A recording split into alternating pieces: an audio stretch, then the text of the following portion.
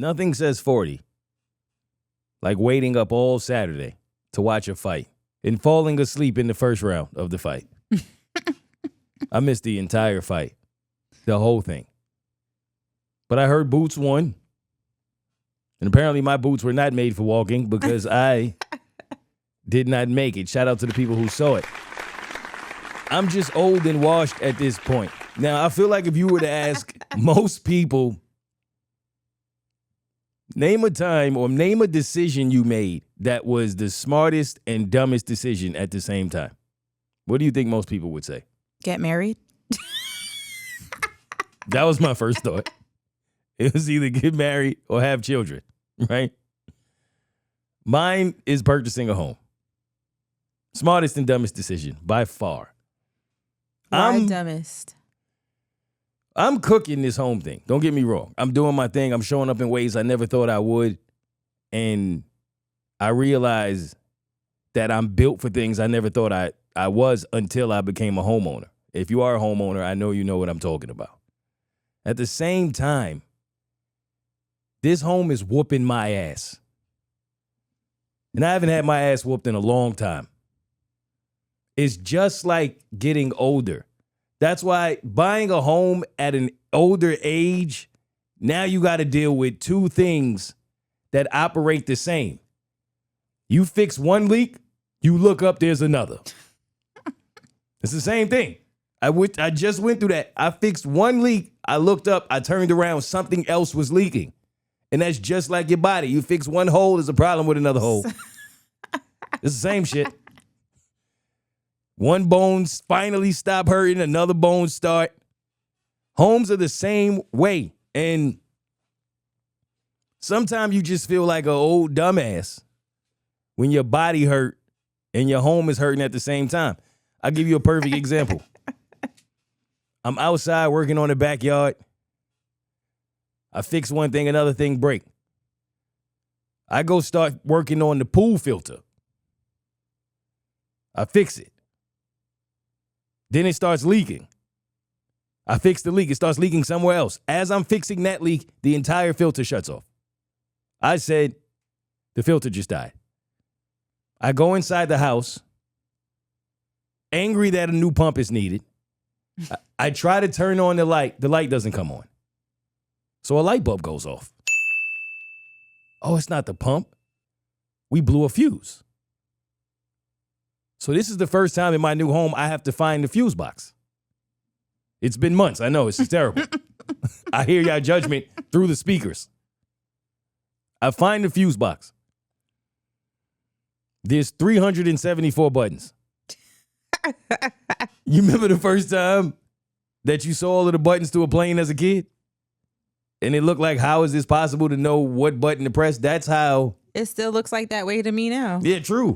And that's how the fuse box looked to me as an adult. Mad buttons.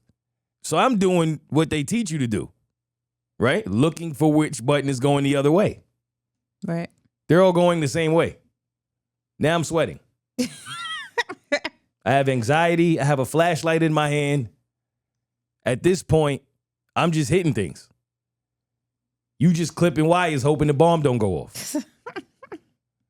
And as the sweat is trickling down my forehead, a notification pops up on the phone and says there's been a power outage in your area. Sit your old dumb ass down. How did you feel in that moment? Like an old dumbass.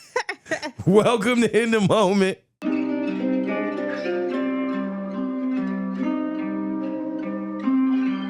I'm in the moment. Stay in the moment. Yeah, hey, look, check. I'm in the moment. They try to hold me down, I just re-up and then I just reload it. Yeah, hey, look, stay in the moment. Oh my God, I felt like an idiot. Why didn't I just know that there was a power outage? But I thought a fuse was blown. But how do you know that until you get the notification that there was a power outage? I don't know. I felt like an idiot.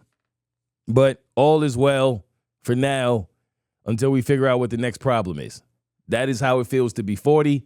That is how it feels to own a home. Welcome to another episode of In the Moment. Not just any episode, episode 300. Can we clap it up for 300? I honestly cannot believe I have done 300 episodes. I've shared a lot of different memories with a lot of different people, building this podcast, building this platform, interacting with y'all, and 300 episodes later, we are still here. My name is Mo Mitch. If this is your first time, I am the host of In the Moment. A lot of the times I have different guests on the show. Usually we have Nate with us in recent times, but she has started her journey, and all the best to her. And we'll go more into her journey on Patreon, but the producer is still here as always, riding.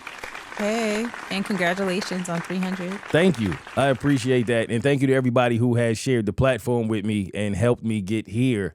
And to the people in the beginning who told me, man, you should start a podcast when I wasn't thinking anything of it. It has been quite the journey. And I have truly, truly appreciated every second of it. Just the growth and the people who have rolled with me from the beginning and the people who are here now. I appreciate you all. Do you remember who told you to start the podcast? Not initially. I do remember who told me to start the podcast alone. Now, I was doing a podcast with my friend Alton back in the day when we were in college. That's how long ago I was really doing a podcast. I just didn't know it was a podcast, and it wasn't named yet. But at that time, I had 2 microphones, and I used to rap. I was making music. I was making music at that time. So I was using the microphones to make music. But at some point, we started making skits, and then that led to us just talking shit to each other. And we would record that. For like 30 minutes, we would record conversations that we would have on some, we should just keep this for memory's sake.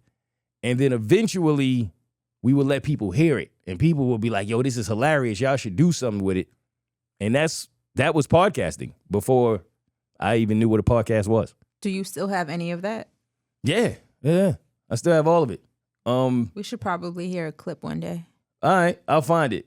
It's funny listening back to it because we had some really funny moments and did not know what we were doing, but we were doing a podcast. And then I started working for iHeart at some point, and I had already had this idea. And that's when podcasting was starting to become a thing. Back then, I think it was only 1, maybe 2 podcasts. But I was going into the studio and recording with my homegirl Vanessa, and my man Mike, both of them, my people to this day. Shout out to them. And we had this podcast called Keep the Change. And it was great. It was so much fun. We did it weekly, and it went viral It went viral a couple times. I remember Rob Markman gave us a compliment on the podcast back then. A big presence in hip hop. I went viral for an Usher take back then. Our podcast was lit. And this was this is long before I ever thought to do a podcast on my own. And then eventually I got into radio. And then that's when someone on the show was like, I think you should do your own podcast.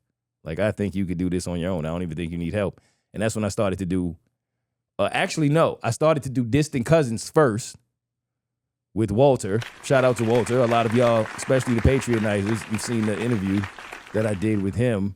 And then eventually it became In the Moment, and I did it on my own. And then I've just been bringing in guests ever since. Whoever I was around at the time, I would give them a shot, and that didn't always work out the best for me because you should really treat podcasting like a business. And that's what I eventually learned, that if you want to take it to the next level, you have to treat it more like a business. But for a while, I was just bringing on friends, whoever was around me. Yo, you want to talk? And I would bring them on the podcast. But then the podcast started to become successful. And it started to become something different. And that's when I kind of had to buckle down, which takes me to now. In all honesty, a lot of listeners and a lot of my associates and friends love when I do the podcast alone. Always have. I don't love it. I always feel like you need different perspectives. And it's important to just have different people, different walks of life. That's why I always have people come in. So with Nate going on her journey now, I'm like, should I bring someone else in? Should I just do a rotating guest? Should I interview? I really don't know what I'm going to do, but I do know I'm going to continue having guests at some capacity. Well, we do have some visitors coming later next month to be here for the show. So who knows? One of them is your grandma. You did say that you wanted to get her on the episode. And then we do have someone else that's going to be here we might be able to get her on for a few minutes. Yeah, and if we get her on, it's going to be explosive. I'm excited about that. We do have a couple of other guests, surprise guests that want to join the show. And shout out to my man Big Med from the Morning Hustle. I know he wants to come back, and a lot of y'all seem to enjoy him on the platform as well. So who knows? Stay tuned. But we won't lose any steam here on In the Moment ever. So I'm very, very, very grateful. I never saw 300 episodes coming. It seems like so much, and it's been such a journey looking back on it. How far I've come, the people that have come and gone, the listeners who have come and gone, the listeners who have stayed true, all of it, man. It's been incredible. So if you are really here because you have been riding and supporting for 300 episodes, I thank you, and I love you, and I appreciate you, and I'm happy that you're here, and I plan on only getting better. And I want to add those comments that you have on Patreon. Keep them coming because I can read them to Mo, and he could answer them. It's, sometimes they're listening to you and, speaking to you from wherever they're listening, their phone, their car. And, in actuality, they can write that comment. I can read it to you and you can respond. All right, let's get into why I'm mad. It's only a game. Why you have to be mad? Yo, shout out to Trash Can Lady. What a terrible sequence of events this was for her. Who's Trash Can Lady? Trash Can Lady is the lady from New York City that stole the Knicks trash can and then got fired. And then right after that, they released some Knicks trash cans for purchase. I saw that. Actually, now I know who you're talking about. If you haven't seen this article, here's what happened. A JP Morgan executive was fired after a viral video showed her dumping trash out of a Knicks-themed public trash can and taking that can during the Knicks championship parade in New York City. This woman decided that she was going to take this trash can. And I spoke about it last week. I told y'all, as soon as I saw these trash cans, I'm like, they're not surviving the parade. They're not surviving New York City, period. So she took it. It went so viral. Shout out to the days when you could steal something and no one was recording you. How long ago was that? I don't know, but it's not in this era anymore. It's gone. You cannot just take property that does not belong to you because someone will be recording you. And someone was recording her. She takes this trash can and just disappears into the day, but not before she goes viral.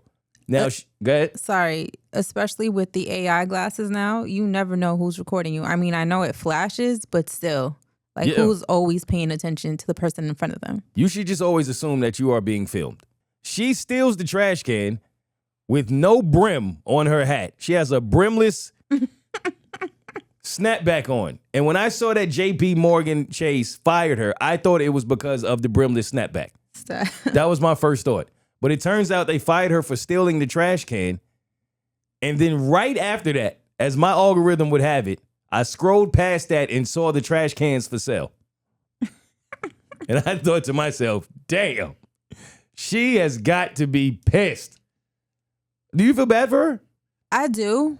However, you know what? No, because who does that? That's disgusting. You know how those trash cans smell in the city? Yeah. Rats are probably going in there trying to grab a slice or whatever it is. That's just filthy. The fact that she had to return the trash can is probably the funniest part because you can't keep it. After they find out that you stole it, you have to return it. And then now, do you still buy a new one? Or do you buy the new one, or now does this trash can become traumatic to you because it reminds you of the time that you lost your job? The crazy thing is that her position was Executive Director of Community and Industry Engagement for Card Connected Commerce. But you know something else that I saw that I'm actually looking up right now? I saw that they started a GoFundMe for her after she was fired. Did you see that? A GoFundMe for what, though? Because she was fired and people didn't agree with it. They didn't think she should be fired for stealing public property? You kind of have to fire her, don't you? I mean, I wouldn't have wanted to fire her for that, but for a company the size of JP Morgan, you can't. Because then if you don't fire her, you have to deal with the backlash of this is how y'all let your employees get down? Y'all just let y'all employees out here chasing trash cans? So they pretty much had to make an example out of her. That's how it works normally when you get caught stealing things in public. But I feel bad for her, but I don't know if a GoFundMe was. But hey, I'm rooting for all Knicks fans, man. Damn, but they said she was making $300,000 a year. Oh, that trash can. If that's accurate, why would you do that? I would assume, and I guess assuming is bad, but if you're making $300,000 a year, why would you do that? That's not something I would do. Because I would make my own. Y'all are assuming that because a person makes $300,000 a year, they have common sense. That does not mean that.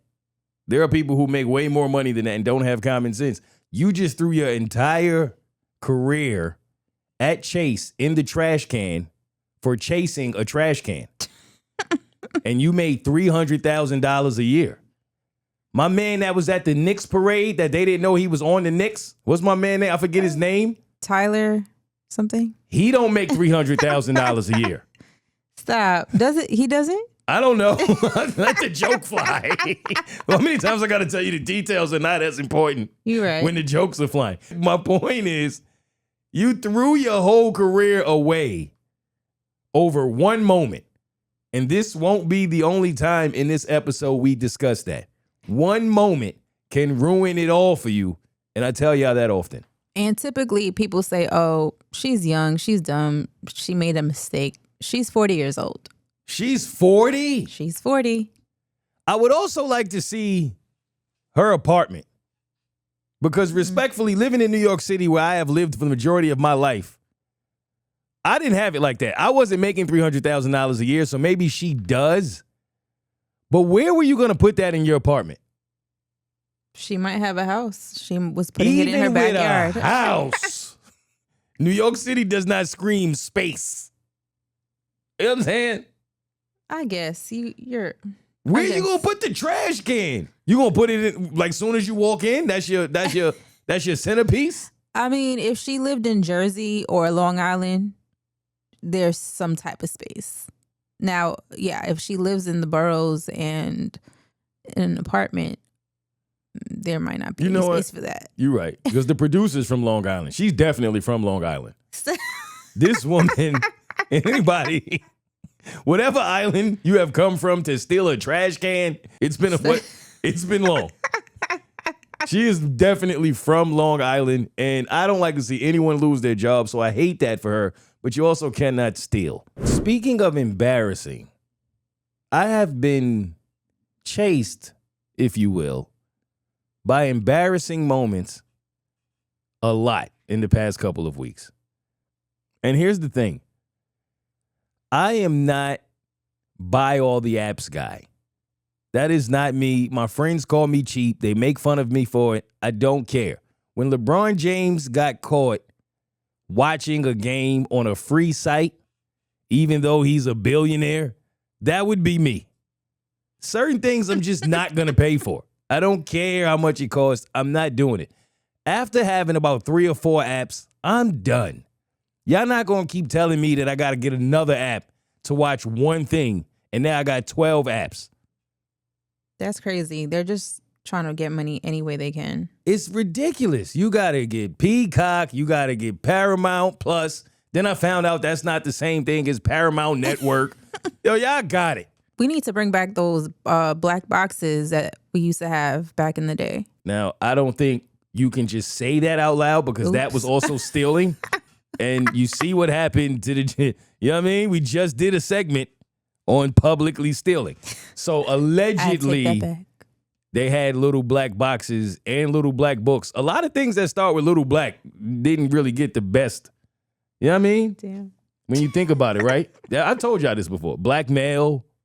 A lot of it just, like, why everything bad start with black? I don't know. I still sometime may go on a site to watch a game or two, allegedly. Now, I've learned my lesson. I don't do it anymore, and I'm just going to pay this little bit of money. We invite some people over to watch sports. Big screen in the backyard. Now, the thing is, when you watch the games from these sites, you run the risk of them jumping offline. When they jump offline, you have to reload the page. For some reason, I didn't think about that. Earlier in the day, the producer came to me and said, yo, a couple of the people that are coming said they can only come if they bring their kids. I love these people. So I said, sure. In my head, it was a little more of a Michael Jordan thing going on. If you know, you know. If you've ever watched sports on these sites, what you'll realize is anytime you reload the page or refresh the page, you get pop-ups. A lot of those pop-ups, I don't know how else to say this. They're porn. It is what it is. Why it's that way, I don't know. But the pop-ups, it'd be like that.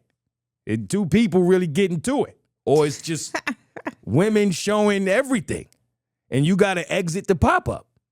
And I'm normally quick on the draw because there were times when I worked at certain jobs when I was younger, allegedly. And I used to watch sports at work. And sometimes you got the World Cup on, and the next thing you know is 2 D cups on. And you got to exit out of there real quick before Tony come in your cubicle and tell you about the part of his day that you don't care about. And then now you look like you got the 2 Ds on your computer at work and you can't explain that to your boss. This the type of thing that could kind of happen to you. So I didn't think of this because last minute, we decided to put the screen up in the pool. That wasn't the plan. I had it up on the TVs everywhere, but everybody was in the pool. Nobody wanted to get out the pool. Now we're going to watch the game on the big screen out there. We pulled this out for the first time. Pause. We get the game going. The producer runs in and says, I got the game going. You don't have to worry about anything. You keep enjoying yourself. I said, word? Y'all figured it out? Bet. Then I heard the screams. The screams in the night. I run out to see what the screams are about. The screen is down.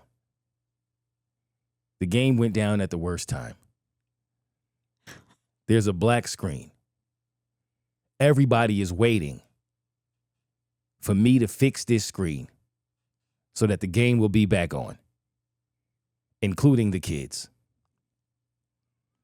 Y'all, I got to refresh this page. And I know what happens when you refresh this page.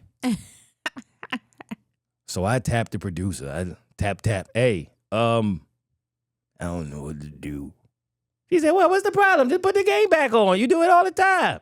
I said, yeah, now with kids around. When I refreshed that damn page, I saw the biggest set of breasts you done ever seen in your damn life pop on that screen. Yo, oh my God, and the kids are just running around the pool. I'm telling you, I'm trying to get to the little X in the corner. That's the smallest X you have ever seen in your life. When you trying to get to it, and it ain't like you in front of the computer, like it's a lot of pressure. People are looking. The pressure is always worse when you know people are looking. Yes.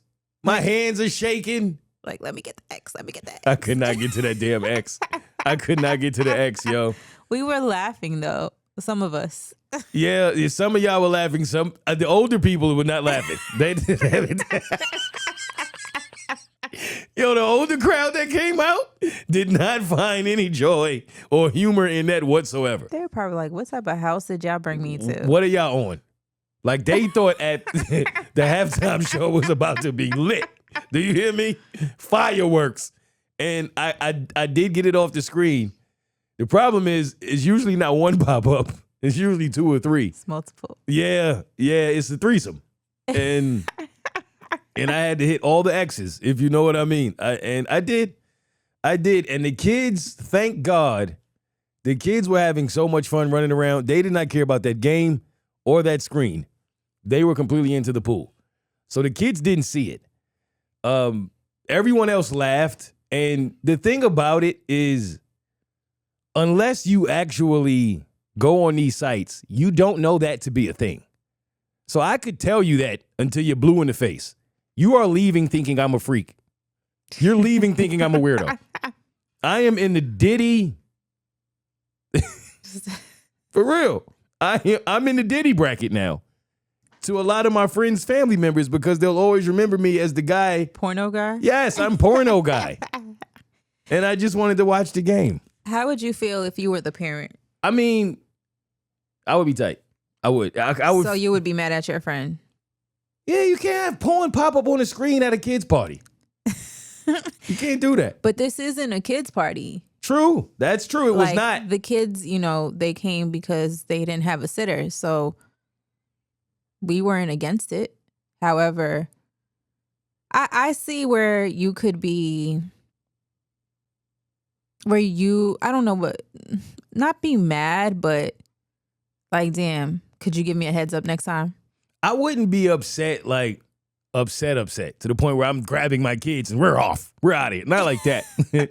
But I would definitely be on some fam. Why do you have porn popping up and these kids around? Not like mad. And then once you explained it to me, I would completely understand. Like, okay, because if you just look up at the screen and you see that and you have no explanation, you know what I mean? And you bring in your kid ice cream, then you have some questions. But it wasn't on purpose. And I know to some that will never matter. It just is what it is. Welcome to the porn house. Anytime they get invites, but it's cool. Now you're gonna know why the kids aren't against going to that house again. Oh yeah, kids if never they enjoyed it. You know what? It might have worked out in our favor. I think that might be the last time for a little bit that people ask if they can bring kids over once the word gets around. You bring your kids around here, they're gonna see some things they shouldn't see. All right, keep your kids at home where they're safe. Speaking of kids and inappropriate, in these World Cup games that I've gone to, I've seen a lot of babies. A lot of newborn babies. Yeah, we saw a few, right? Yeah. And this is not really my wheelhouse. I don't like to get involved in this. But is bringing a newborn baby to a World Cup game wild? Because I thought it was. I think it is because the baby had on headphones or noise canceling headphones. And some of those games get pretty wild. I mean, the one that we went to wasn't insane, but I think I showed you a clip either today or yesterday where some of the fans were drunk and they were celebrating and they tumbled over each other a few rows down. Now imagine when, they tumbled over someone that was carrying their baby. Like, that's a bit much. And I had that same thought when my homeboy was saying that he was thinking about taking his son to the Knicks parade. I was like, listen, I'm not getting in between that, but his son is like 4. And it just felt like, I ain't gonna stop you, but that just seemed like it could be dangerous. If just in case you get into a situation where, God forbid, you cannot protect him, then what? And I feel the same way about taking the newborn to the World Cup. Well, I mean, I went to the World Cup when I was 4, so I mean. See, the World Cup but see, that's a little different. The World Cup and the Knicks parade, I expect for there to be a little more control at the World Cup than I do at the Knicks parade. The Knicks parade it really could have went every man for himself. You don't necessarily expect that at a World Cup event, but it can get like that. So if you're gonna bring a 4-year-old, I understand it a little more at the game than the parade. But a newborn, it just seems to me like anytime you got to put them same headphones on that they have when they're landing a plane on your newborn baby for something that's going to be 4, 5, 6 hours and you in the sun, I just don't feel like that's a great idea. Yeah, I also believe, depending on the type of ticket you have, if you have like the nosebleeds, which are pretty pricey, like World Cup tickets are extremely pricey. I mean, they could be $3,000 for front row and $500 for nosebleeds. If you're not in a shaded area, yeah, that seems kind of crazy to bring a newborn. I would think.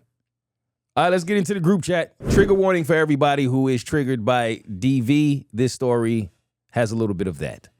So it appears we have reached the part in this Big Tigger saga where a video has been released. And if you haven't seen it, there has been ring footage released from the altercation that Big Tigger had with his wife. Big Tigger is a widely known personality. A lot of my generation knows him from being on BET and in the basement. And there were some allegations that came out about him that weren't nice, weren't pretty. It's been a story that everyone has been following ever since. And now there has been footage released of the altercation. What I saw from the footage, it appears that they were having some kind of argument over someone's property. I don't know if it was his phone, her phone, someone's phone. And he was asking her to stop whatever she was attempting to do, and she would not stop. She was saying no and letting him know how she felt. And then it appears that he grabbed her in order to try and separate her from whatever it was that he didn't want her to have. And he was trying to maybe remove her from the room. And it seems as if she hit her head in the process of that. That's what it looks like. I don't know that he did that on purpose. I don't know if that was an accident, but that's what it happened. What did you take from the footage? I mean, he came out and had a statement saying that he unequivocally, I believe, denied all the allegations. And then this video comes out. If you knew for any reason that you did do something like that, I may have stayed away from a statement like the one that he made. The statement did not match the video. And when you come out and make a statement like that, people expect you to be completely innocent. And that's usually not the case in situations like this. I feel for all the parties involved because I know it's hard on all of them. And I will not speak to whether he's guilty or innocent because that ain't my place. And they obviously have to do their due diligence to figure it all out. What I will say is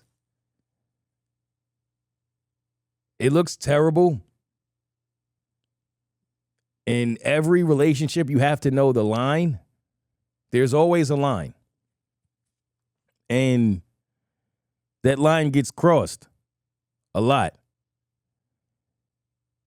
And I hate this for everybody.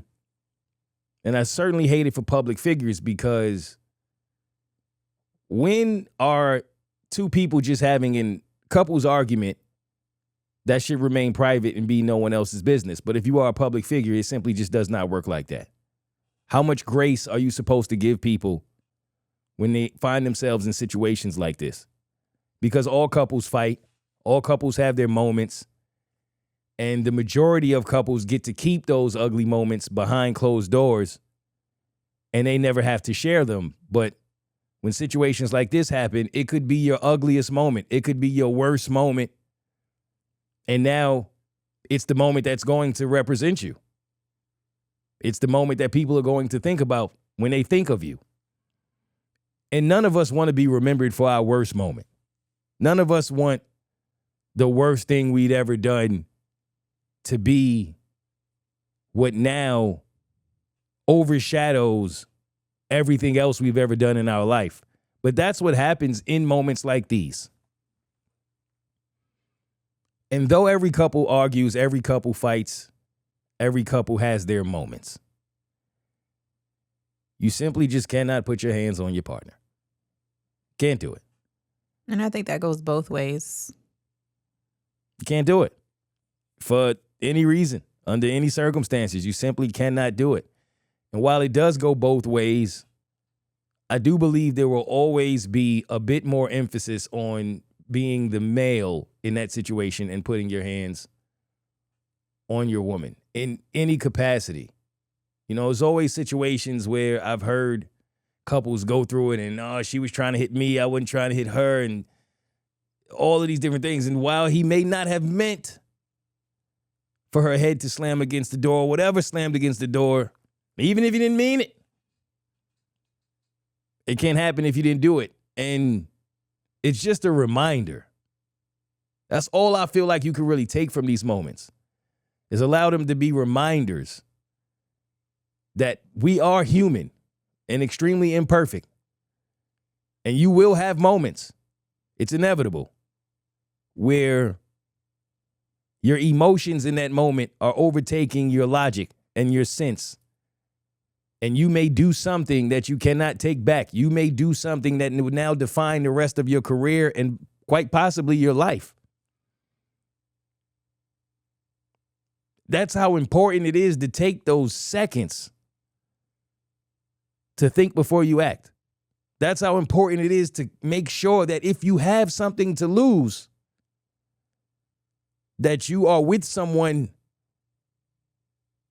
who wants to see you gain. Sometimes no one is a bad person in the relationship. Y'all just not the right people for each other. And you could spend years building a reputation, building a family, building a career, and only take one moment to see it all come crumbling down. And you just have to know that. At every age, but certainly at big ages, you have to know that there is nothing that your partner should be able to do that should take you off of your rocker and trigger you to where you respond in that way. Because in the end, these are the results. Regardless, at some point, you know what's a lesson I've had to learn? At some point, being right is not worth much. At some point, the fight is no longer about who's right or who's wrong or who should be accountable. It's just about the results of what happened. And I'll say this again, while I do completely agree that goes for both parties in a relationship, everybody should keep their hands to themselves. I guess there is still a traditional sense to me as a man who feels like you have just a little more responsibility in handling tense situations with less emotion. Is that wrong to think that way? No, why would it be? Because to whom much is given, much is required. And you are usually the stronger party in this situation. So you have more responsibility. And I think that just comes with being a man. And it's important to know that and to learn that as a man. You know, it's something that you got to learn. You do have to keep your wits about you. You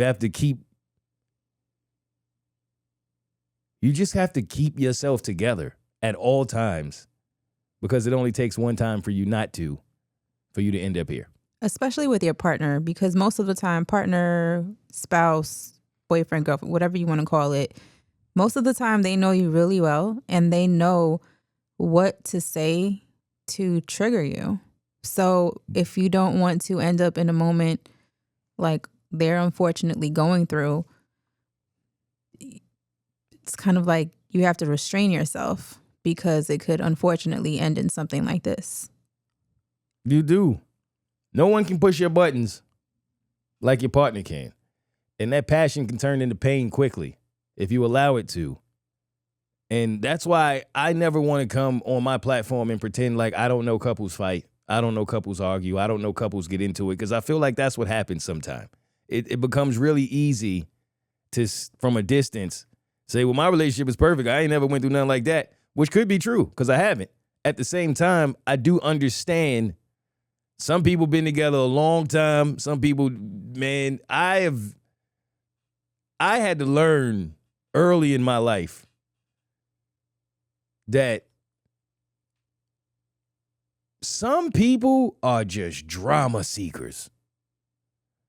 They will just try to find drama in everything and in anything. And if they can get you to react, they're getting you every time. And it becomes your responsibility to not be triggered. I do believe that. I have had to learn that through trial and error. At some point, your triggers are your responsibility. They just are. Yes, you can acknowledge that someone else is triggering you. You can acknowledge that going around someone else triggers you. Their actions trigger you. What you do with those triggers ultimately will always land on you. And I've had my share of triggers. And at some point, I had to tell myself, that's on you, Mo. You reacting to what someone else is doing and then saying, well, they triggered me. Okay, what have we accomplished? Did you get stronger? Did you get better? No. Everything is going to trigger you. That's the thing. You might go to the movies and be triggered. You might go to the beach and be triggered. What are you going to do with those triggers? What have you done to get better? Reading about the power of not reacting helped me. Does that really help in the moment, though? Yeah. You know, what I think has helped in the moment is recognizing that it's a moment. That's what's helped me. Is literally, you'd be surprised how different you might react to something if you take a second to go, here it is.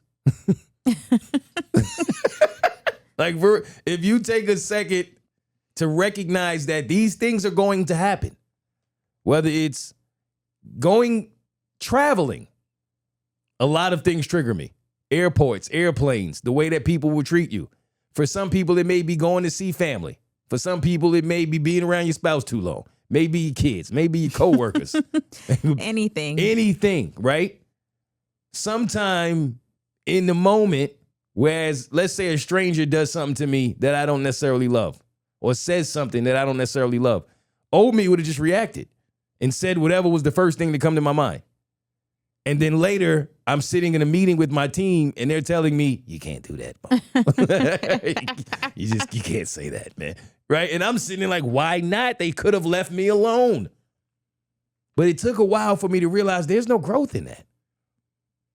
And it really hits you when you're dealing with that type of person and then they get you to react and then you see something in their eyes that's so satisfied by the fact that you're reacting to them.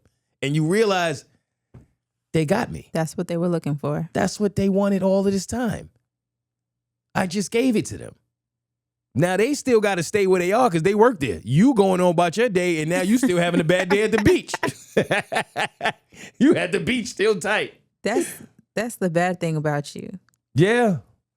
That's what I'm saying. I've learned this lesson in different ways, in my own ways. You know, I've been in toxic relationships. Well, no, I shouldn't say that. I've been in a toxic relationship, if I'm honest. And I learned that, this is what she wants. She wants me to react. I've had jobs where that was the case with people.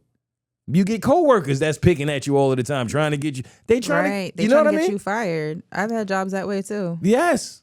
People are that calculated and evil that with even your own spouse, for some people, they live with this person. Believe it or not. They live with the person that wants to see them react that way, and it makes their day. Just like some of y'all are a little toxic. Y'all not fully toxic, but y'all a little toxic because you don't want your partner to have the best day without you.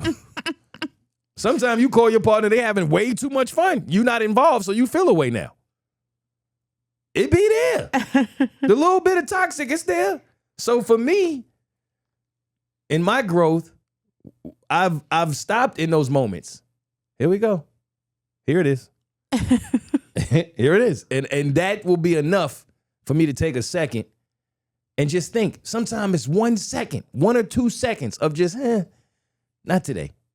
And I'm good. And I can see it. There's been situations I've walked away from knowing a year ago that would have went different. And this would have been my whole day.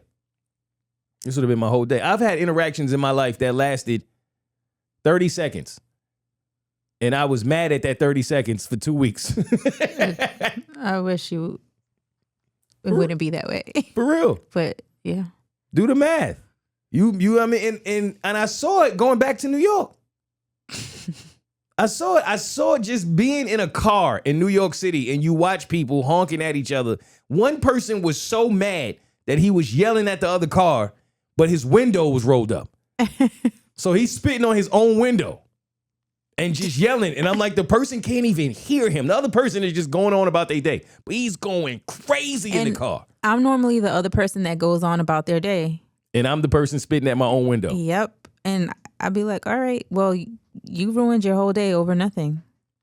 Because it really ruins your whole attitude. And I'm not saying you specifically, but people that allow someone else's actions to impact them that much.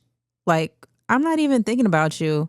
However, the person that I impacted is like trying to kill me 6 different ways. You know what I'm saying? Like, yeah. It's crazy. And I think that's another thing that helps you with it is if you're measuring my relationships, I've been in the relationship with the person that's trying to get you to react, and I've been in the relationship with the person that does not want you to react. I actually sometimes try to avoid you from being in these situations. Like when I see something already happening, someone getting too close, someone is spitting on somebody else, like when we're going through the airport and we're on the security line. I know you always like that I'm in front of you, for me to be in front of you. However, I like when you're in front of me because I know that the people behind you, you know, they may be a little antsy and on top of you and you don't like that. And I mean, neither do I, but I don't really let it affect me that much. That took some growth with me. If you were looking for a reaction out of me, you would get it. And I still to this day hear people say, I ain't the one. You got the right one. You know, I'm like, yo, you don't realize how foolish that sounds. All you're yelling is if you was looking to get somebody riled up, if you were looking for somebody who is emotionally weak and not strong enough to continue their day and pretend like you are not even important, then you got the right person. You got the person that's going to turn up. And at what cost? At what cost? You keep turning up. Next thing you know, you in jail. Next thing you know, you done got into a fight, right? Next thing you know, you arrested. Next thing you know, the police at your house. Whatever the case, next thing you know, you being sued. At what cost? And that's never been an easy transition for me. I'm from New York City. I was taught my whole life that you let people know what time it is with you. You teach them how to treat you. And there are just certain times in life when it's not worth it. And you have to figure out how to maneuver in between those times or it'll come back to haunt you. Work on your triggers to not be a Tigger. What? I can't say that. That's crazy. You can't work on your trigger to not be a Tigger. At least I didn't say. Somebody said that whatever the incident, the ring incident happened, they were in the basement. They said he had a full circle moment. All right. Oh my God. All right, yeah, sometimes you gotta laugh. It's a comedy podcast. What do y'all want from me, man? Prayers for everybody involved. In all sincerity, it's a horrible situation, and I'm praying for everyone involved. All right, in other news, I made it to the BET Awards this year. A lot of fun, a lot of great moments, a few things. Kehlani was my favorite performance. I loved it. I saw it from home, but I loved it. I thought it was amazing. I love that song. And she's growing on me as an artist. I really like her the more and more that I get to know about her. There's a young lady who can sing really, really well. And I forget her name. Ray? Her name is Ray. Is it the one I mentioned? Her performance was great also. She can really sing. I didn't love Cardi's performance. I loved the entertainment factor of Cardi's performance. And I loved the fact that she was taking shots at that other artist and asked if she ever had any BET awards.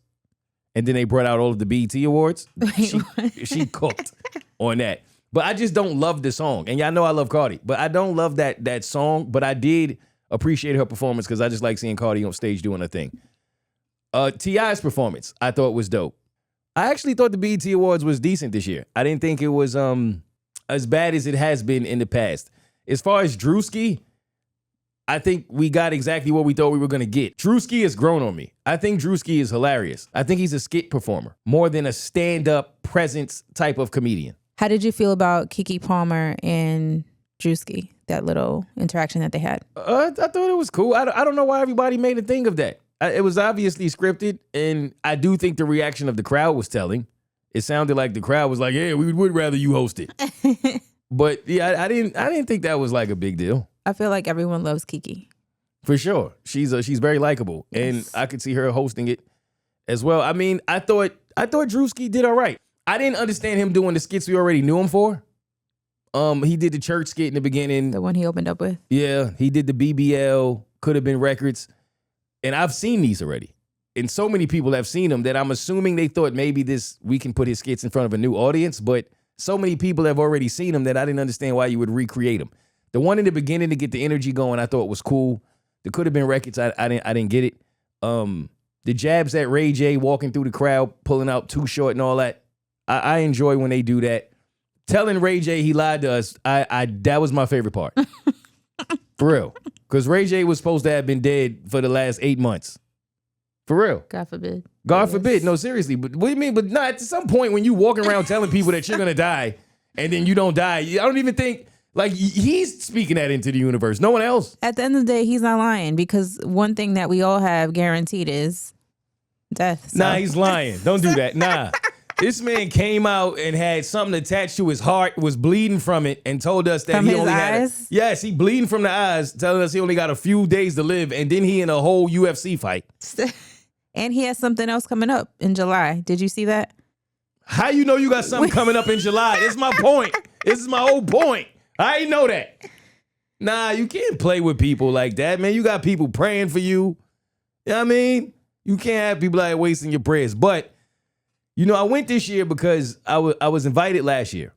And I'm saying this to say that this is another reminder that you have to live every day, y'all. Because priorities are important, but prioritizing is even more important. Because I really wanted to go last year and I put work first. And I did that a lot in my life. There were a lot of times in my life where I would put my job or my career ahead of something that I wanted to do. And it was interesting because with what I was doing at that time, you would think that going to the BET Awards would have also been beneficial for my job. But I guess I was the only person who saw it like that. And so I didn't get an opportunity to go because I had to go to work. And looking back on it, I don't remember what I did at work that day. I don't have a clue. It was just another day at work. But I would have remembered what I did at the BET Awards. And the time that I had from the BET Awards this year lets me know that that's a thing. And sometimes we get so caught up in work, especially when you're not working for yourself, when you're working for someone else, that you put what you want to do to the side in order to make sure that this person has your best interest. And that's just what good people do. But every once in a while, you got to put your foot down. You got to put your foot down and say, hell with that. I don't care that this doesn't align with what my job wants. It aligned with what my life wants. And that's okay to do. You know, sometimes you'll have to deal with the repercussions of it, but so be it. You know, I really wish that I would have gone. And because of that, I went this year. And it was a moment when I ran into my man Calvin, whom I used to know when I worked in the mailroom.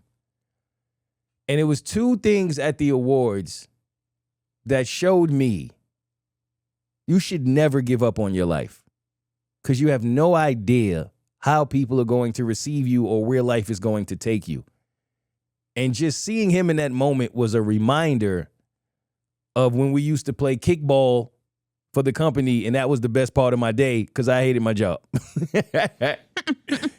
And looking at my life now, seeing him now, he's managing gospel artists, doing his thing. Shout out to him, and I'm proud of him. And he used to pop up on me at the studio when he would bring his artists to Atlanta. And we would just have these conversations of, wow, like, did you ever really think life could take you here? And I used to tell him, yes. Unlike Ray J, I used to manifest positivity in my life. At the same time, when you actually get there, sometimes you forget where you were when you were praying to be where you are. And that was also a full circle moment for me. And it just was a reminder. And the other moment that made me feel that way was seeing people react to Young Miami's song Spin That. Because I still haven't heard that full song. when I first heard that song, And for y'all who may not have heard it, it goes something like this. Spending money, getting cash. I thought it was the worst song I had ever heard in my life the first time I heard it. It was so bad that I started jokingly singing it. And then that was when I realized I could not get that song out of my head for like 2 weeks straight. I was just singing it at times when I didn't realize I was singing it. That's when I realized how catchy it was. I was like, yo, I'm not gonna lie, this song kind of go. And yo, they was singing her song with more passion than they was singing anything Cardi did. Like the whole place went crazy when that song came on. I saw my man Calvin like smiling ear to ear singing it too. But now it's a big record. It's a huge record. It's on the charts and people love it. And it just goes to show you, you never know. You never know. Because I did not think that song was going to go like that. I did not see my life being in a space where I'm representing entrepreneurs everywhere and truly working for myself and building. And now I get to do small things and live out small dreams like going to the BET Awards when I couldn't before because it wasn't supported. In which, I mean, you go into the BET Awards, if you work in radio, the content. That's amazing content. But that's why I'm saying there are times in life when it's important to bet on yourself so that you can eventually work for yourself and you can make those small things happen. Now, I think we all knew the toughest hill that there was to climb was getting Lauryn Hill there. Once I found out that they were honoring her, she was there. She appeared to have been there on time. Everyone did a great job honoring her. She looked great. Janet Jackson looked amazing. She went up there and did her thing. Justin Timberlake was nowhere to be found. Everyone was happy about that. And Tiana Taylor was crying like, I mean, you talk about being in the moment and appreciating Janet Jackson and your success and all of that. Yo, she was crying. Really crying. She was really emotional. Really emotional, man. But I'm happy for her. Good for her. She had a hell of a year. She won the Icon of the Year award. And she cried enough tears that if they would have bagged him, it would be whatever Iman Shumpert weighs. She cried the exact river that Justin Timberlake would have had he been there.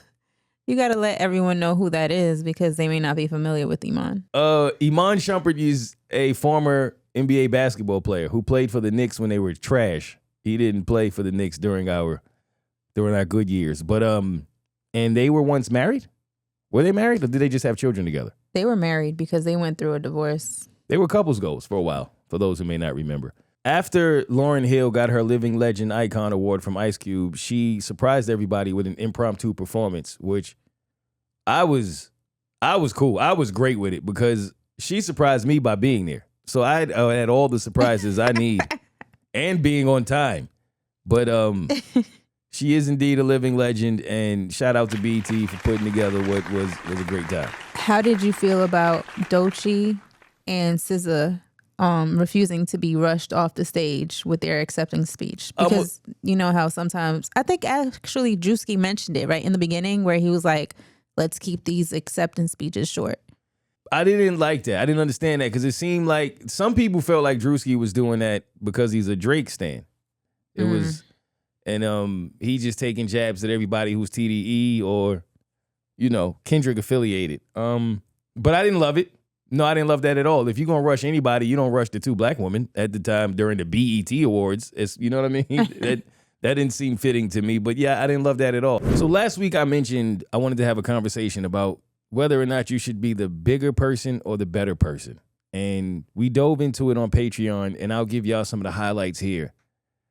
It's another one of those situations where I feel like what you've been taught your entire life, one day you question and wonder if you've been taught the right thing. I think you should always treat others how you want to be treated. That's where you start. But that's just not always going to be the case. And there are going to be a lot of times in your life when people are the stars of their own movies and they don't consider your life, they don't have courtesy for the things you may be going through, and the way they treat you just may not be something that you are willing to tolerate. And in those moments, should you be the better person or the bigger person? I've always been taught to be the bigger person. And there's this little gut feeling that I deal with, that whenever I handle a situation and I feel like I didn't handle it by being the bigger person, I actually feel bad. I hate that about myself.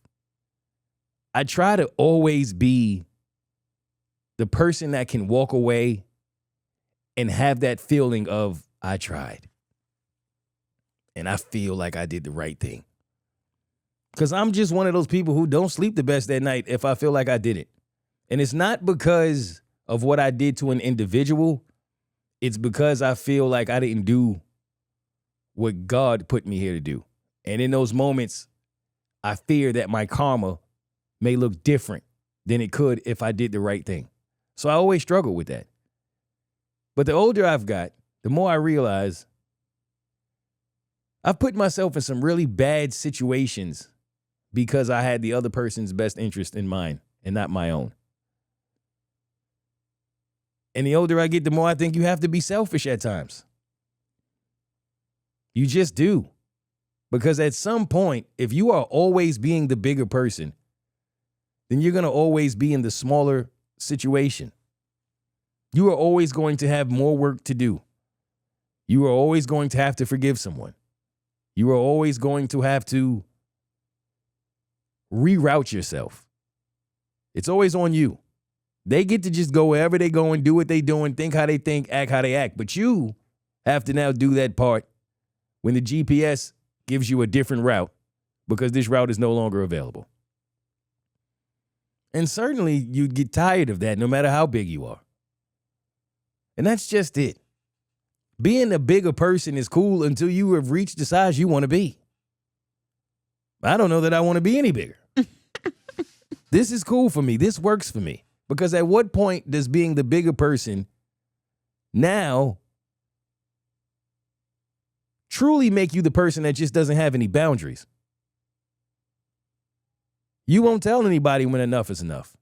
You won't teach people how to treat you because you always feel like you have to be the bigger person. And I don't know that that's the case. Maybe sometime you don't have to get even, but you can stop letting somebody else get more out of you than they deserve. And that's why I feel like you can be the better person. You can still walk away from people and not be a bad person for it. You can still not let people take advantage of you and not be a bad person for it. And that's kind of where the line is. Because we were talking earlier about letting things go and not letting people trigger you, not letting people take you to certain cases. And a lot of the time that involves you being the bigger person. But just when? That's my question that I would ask you, producer. How does one know when to separate being the bigger person and when a boundary actually needs to be created? And that's my issue with it. The friend who always cancels, who never apologizes, and you keep forgiving them over and over, right? The person who is constantly joking with you but taking the jokes a little too far, and you just always let it go. The person who is, like we said earlier, always trying to get a rise out of you. And at some point, you just continue to let it go, let it go, let it go. Because then you also face, you might snap one day. And we all know when the quiet person finally starts to talk, everybody who's been telling them to talk now want them to be quiet. And it's funny how that works. I feel like the better person, though, has boundaries. That person isn't necessarily the quietest person. They tell the truth. They address the issue. They protect their peace. It's like, I forgive you, but I don't trust you anymore. So I've been bigger, but now I'm going to be better. And you don't think that that person that gives you a second chance does that? Just because they're not verbally saying it doesn't mean that they're not taking note of what you've done to them to either hurt them or... Not if they continue to hurt you, you're not saying that. If they continue their actions and you continue to receive their actions the same way, you can't ever expect different results. You know how you normally don't let anyone get over on you. Yeah.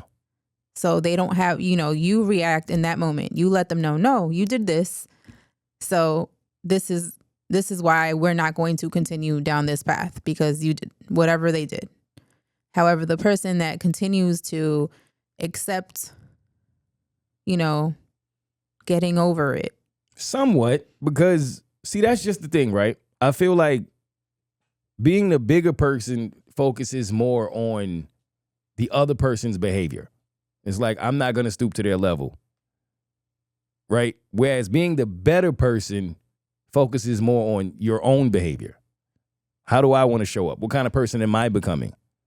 What decisions align with my values? It's less about them and it's more about you. Does that make sense? Yes. Like being the better person, you don't need to win. Right. Like I'm not going to stoop to your level just because you did what you did. Right. I'm not going to do something that goes against my morals, my values, just because you did that to me. Yeah, it's like you don't even need the recognition as the better person. Being the bigger person, you kind of want the credit. Look at how mature I'm being. I'm not reacting. Yes. So would you say you're the bigger person or the better person? Or are you still working on that? That's the transition. Is I think when you are trying to be a good person, you believe that you have to always be the bigger person. And that's what I always believed until I started to think twice about this. Like, no, I don't think I do. I just think I have to be a better person. I don't have to always be the bigger one, though, in order to be a better one. Sometimes being the better person is not responding, walking away, and not explaining yourself for the 20th time. Not because you're above them, just because you're done. Sometimes being a bigger person can come from an angle of, you're beneath me, I'm not going to give you that. Whereas being a better person is more, I just don't entertain that. Can you be both? Yeah. Because I think I'm both, depending on the situation. You are always the bigger person.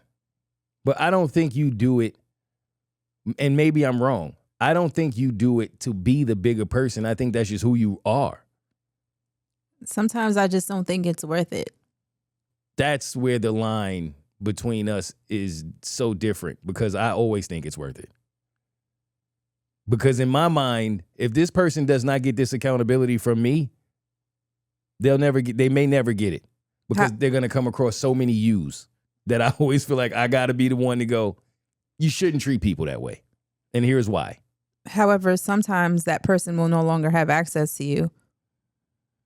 Yeah, that's why it's worth it. That one time that they do. If someone texts me something and they're trying to, I don't know, like I'm just over it, right? We're going back and forth and they're trying to tell me why they're right.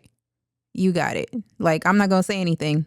You can continue speaking to yourself, because I know why I'm right or why I believe I was right. We're obviously not going to agree. You got it. And see, the difference with me in that moment is if I want to continue to have this person in my life. Because if I don't, I'm not going back and forth. There's no way I'm doing that. You at that point, because sometimes people don't want to get to the bottom of something. They just want to be right. That happens way too often with me. And if we're both bringing logical debates to the situation and trying to hear each other out and understand each other's point, then that's a whole different thing than someone who is just simply trying to be right.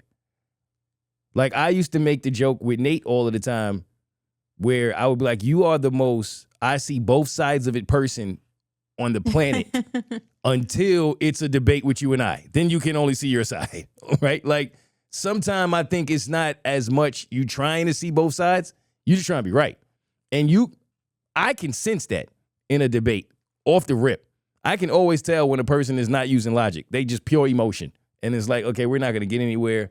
I'm going to let you talk to yourself. But if you are somebody I plan to keep in my life, if you're a friend, if you're a spouse, if you're a partner, then yeah, we got to work this out so that we don't end up back here again. That's my whole thing. My issue, though, is, yes, with strangers, I have definitely been the person who will tell you about yourself. And it's not always necessary. But at some point in my life, I always felt like for every me, there was a producer. And for every producer, there's a me. And half of us would teach you a lesson. For me, it's like when you get a gift bag at a party.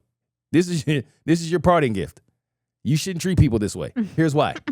And you know I can go with the best of them. A lot of the time, people will be a little intimidated at my tone and at my voice, and they try to turn it into something else. When no, it's just the point that I'm making. But when is it worth it? When is it not worth it? Those are the questions.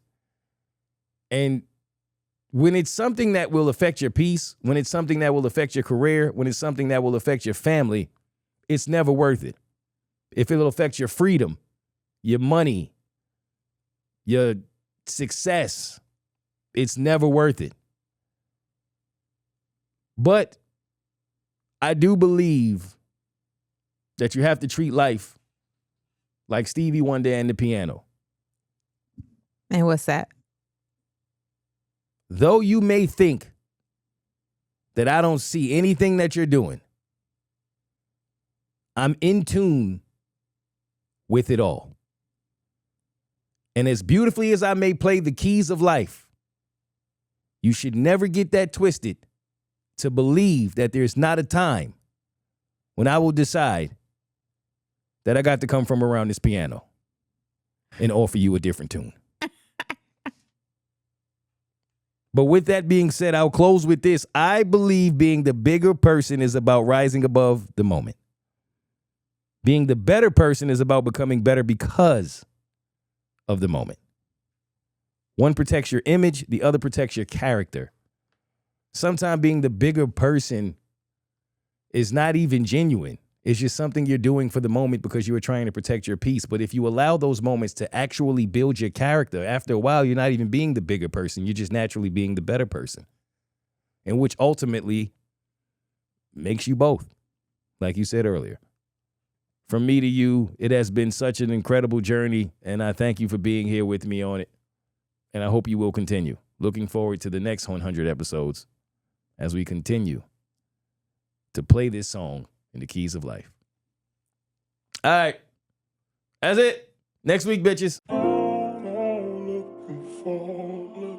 for. I said, don't go looking for. Looking for.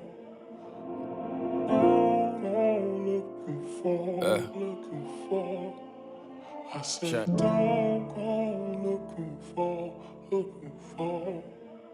I said, I'm trying to restore the feeling. Same one that you killing. Set your Fresh Prince in effect. I was chilling. Trying to give a Jada her will, but she ain't willing. Days before August, I wrote this.